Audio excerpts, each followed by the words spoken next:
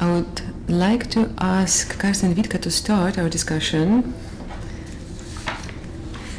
But first, let me introduce him. He was born in Wuppertal, the city which is also important for me, very close to my heart. Since 2000, he's been living in Baruth am Markt in Brandenburg. He studied in HDK, now it's the University of Fine Arts in Berlin. He studied painting and interdisciplinary art as well as art projects, focusing on rural areas and transformation.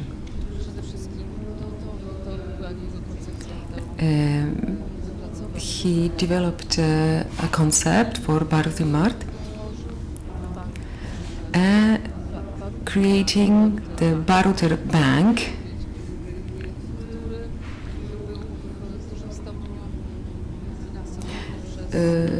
largely funded through the Stiftung Bosch, the Bosch Foundation.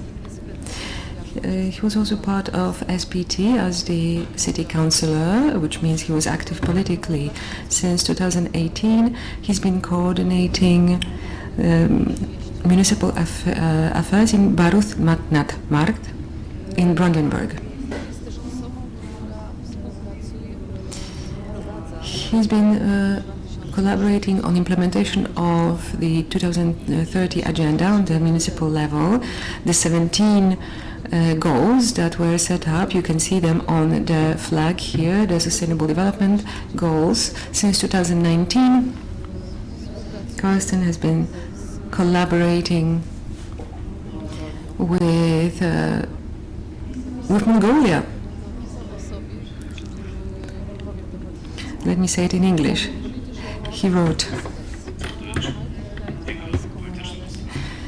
the political postulate is to introduce sustainable development as the one of the municipal obligations.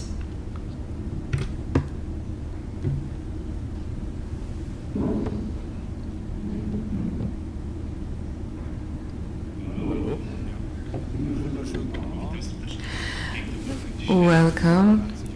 It's a beautiful morning. I hope you had a good night's sleep.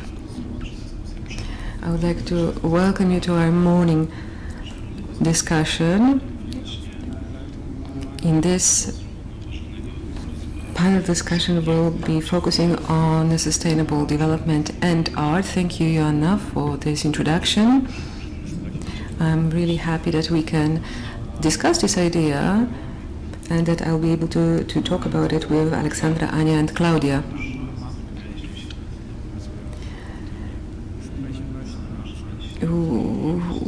We exchanged some ideas about this panel, about our discussion. I think because of that we'll have a coherent discussion with interwoven voices focusing on sustainable development and art. We'll be talking about new avenues, and the whole agenda. And in preparation for this conference, we actually asked ourselves some personal questions, as Joanna presented. When talking about my biography, you know that I work in Baruth am Markt. It's a small locality within an urban area, having its own municipal administration.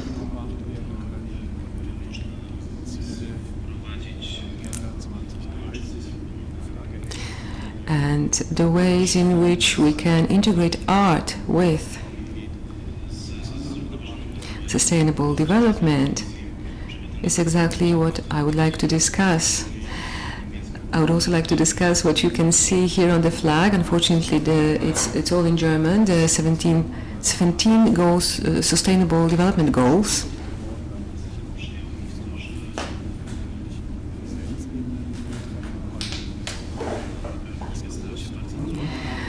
I found that local conversations and discussions at the local level, which are the basis of my activities and what I do, they have been hindered by the fact that we could no longer meet face to face.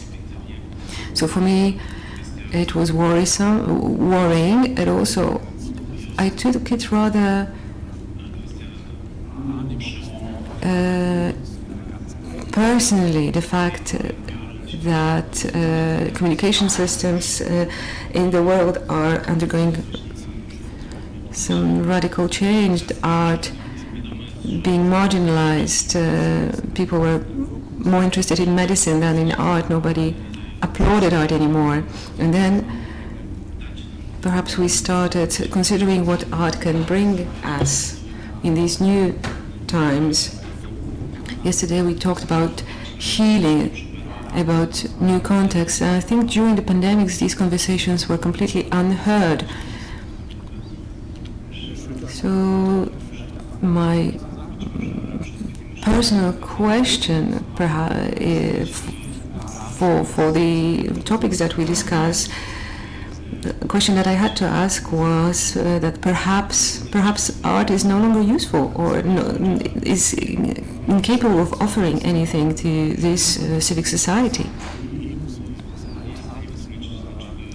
It's not able to explain why and how it is actually an important part of our everyday life. The question that was asked re-struck a very personal chord in me, and I asked this question with my co-panelists. We exercise and are active in different kinds of professions, now contributing to one discussion. I'm very subjective in this discussion, but I'm trying to act objectively in my work, administrative work. You might ask how come an artist ended up in an administration and and especially in a place focusing on sustainable development. Am I qualified to do this kind of work? Can I learn? Apart from my background, academic background, I've also had experience in leading our artistic projects together with Anya, who lives in Baruth. We created the sustainable development related project. Since 2004, we've been asking ourselves a question constantly: how can artistic projects become independent and self-funding? We have set up a winery in Baruth, and we noticed that it actually worked. We were selling wine in order to fund art. So we funded art using a product that is not art in itself.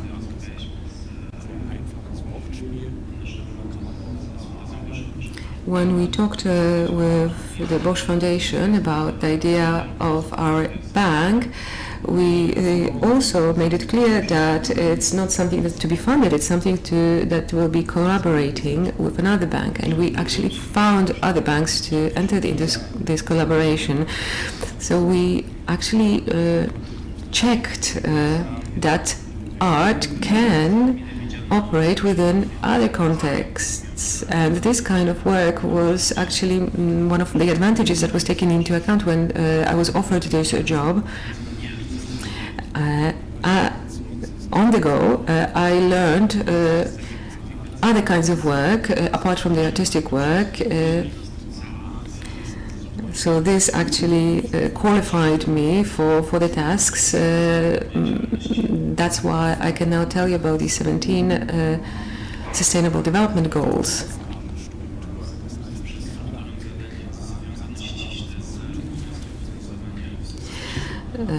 we had to structure this work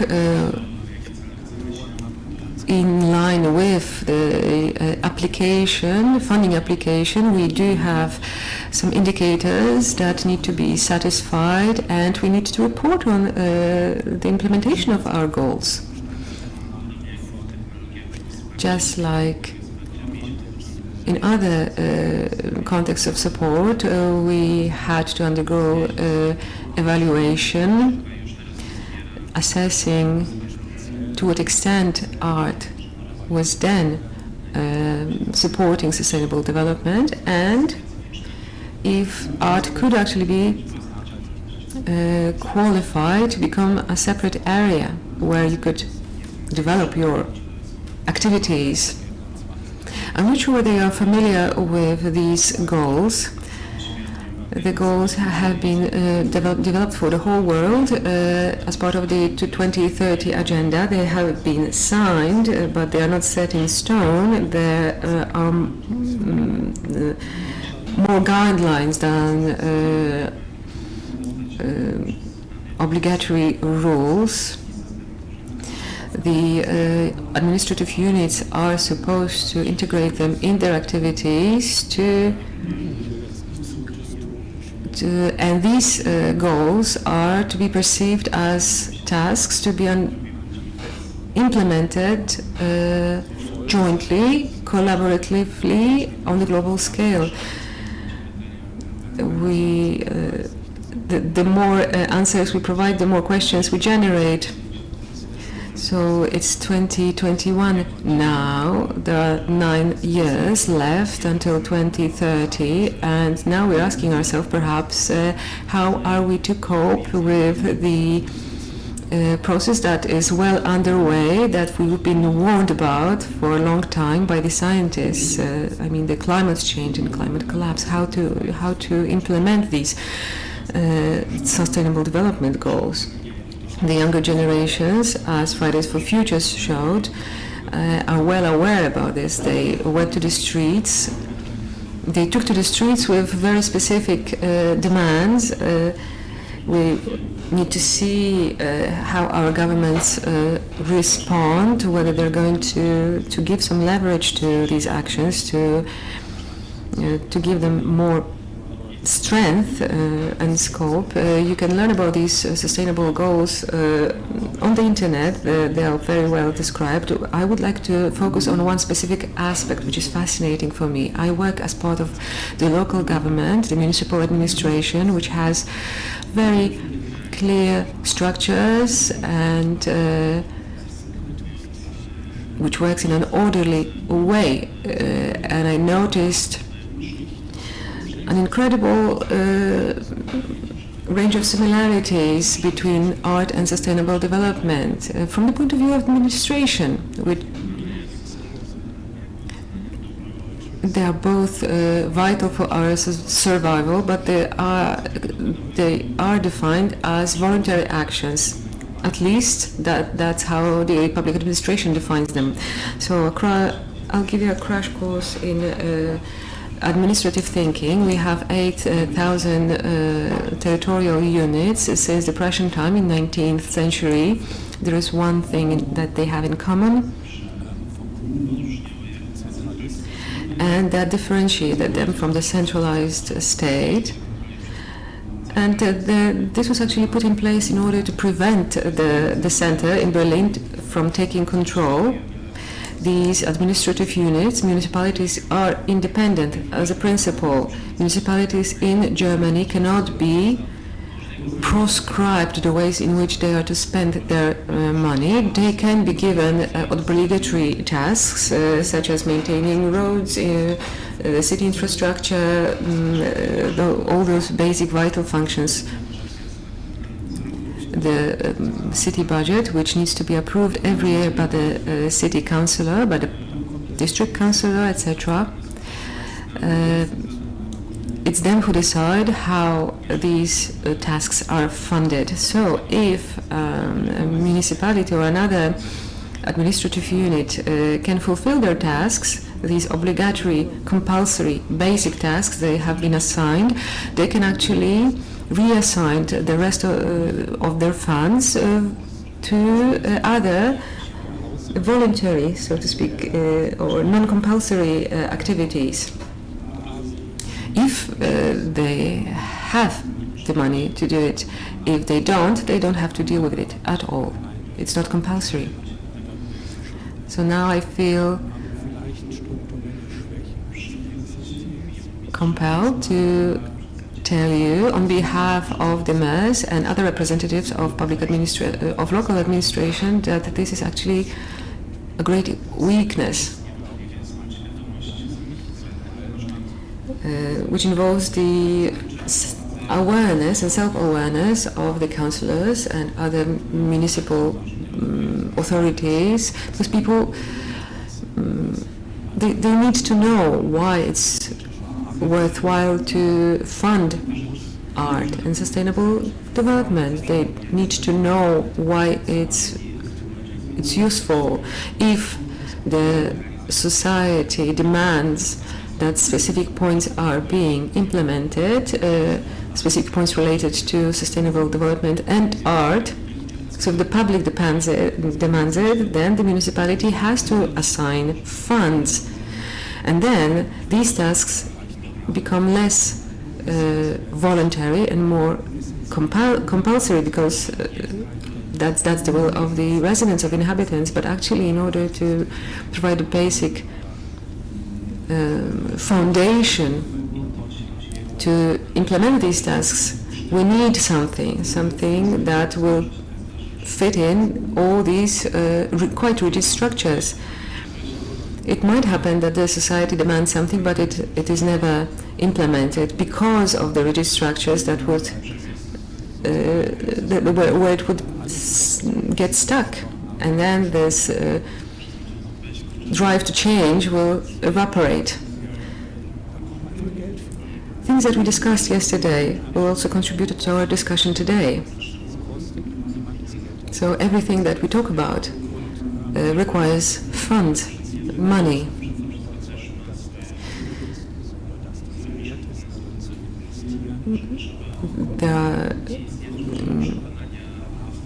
So we need to convince investors, especially local authorities, that they should actually invest in these areas.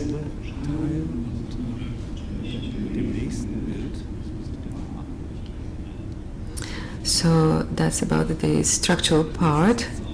The next slide. What do I need to do? All right, press the button, the magic technology. All right. So with this next slide, I would like to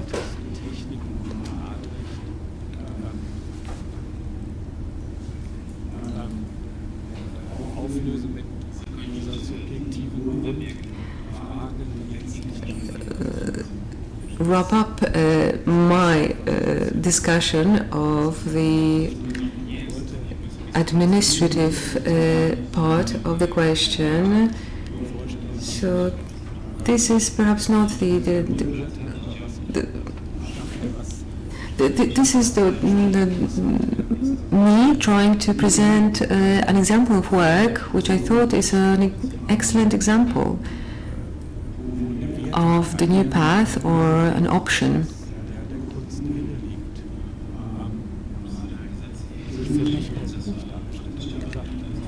To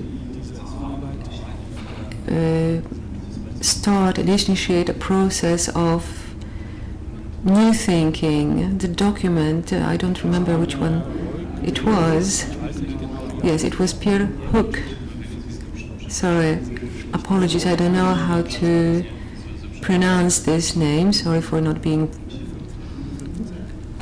perfectly prepared. Yes. At the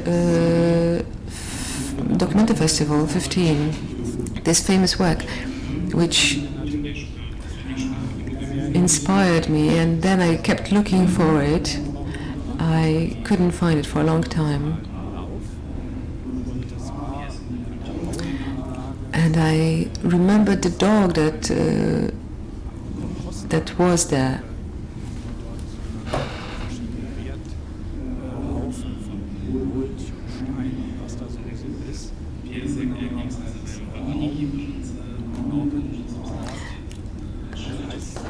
and that's the German word for the wagons for loose goods transportation. It was painted pink, and here in this project it was used to transport the recycled mass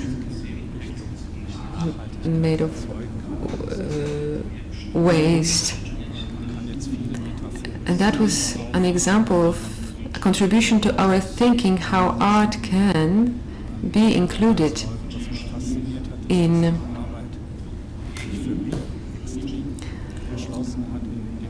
environmental cycles. Of course, this is a metaphor for many things, but we can also think about it from the perspective of how it can affect us. Because then in this project we had to do more with gardening, there were bees, etc. More gardening than art, but actually it provided me with this opportunity to rethink a lot of things. Yesterday we mentioned the shamanic concepts. Of course it's always very difficult because every time I travel to Mongolia I see that shamanism is treated very seriously there. It's practiced as religion, so it's a practice. So what we have shifts towards spiritual or religious area.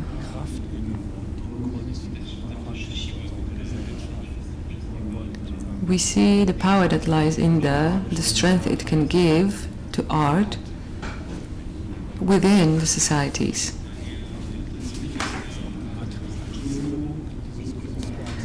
And that also perhaps answers in part the question about sustainable development, how we evaluate the whole situation.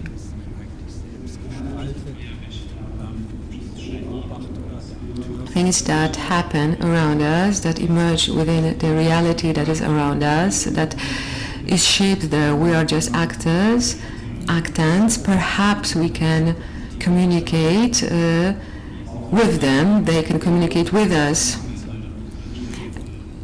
And I perceive myself not as an active creator now, but as an aware observer of this. I've been given the signal that my time is running up. All right, so let me present another slide and then I'll wrap up. So once again, this is an example of practical work I've been doing here. Part of the collaboration with Mongolia, we have the Mongolian team collaborating with us.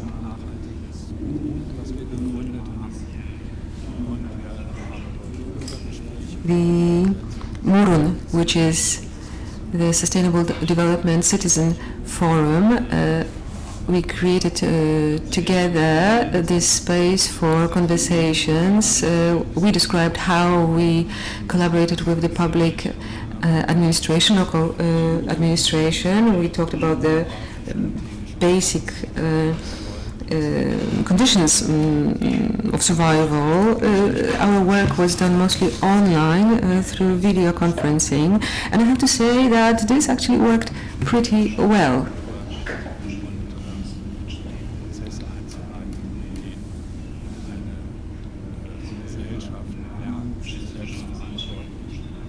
So it turned out that within our structures we can also implement activities that strengthen civic participation, democratic participation. If we can incorporate art into it, I think we can make even further steps. I hope that I could provide some impulses. I'm very looking forward to the next presentations and to this creative part that will, the work in groups. Thank you very much, Karsten.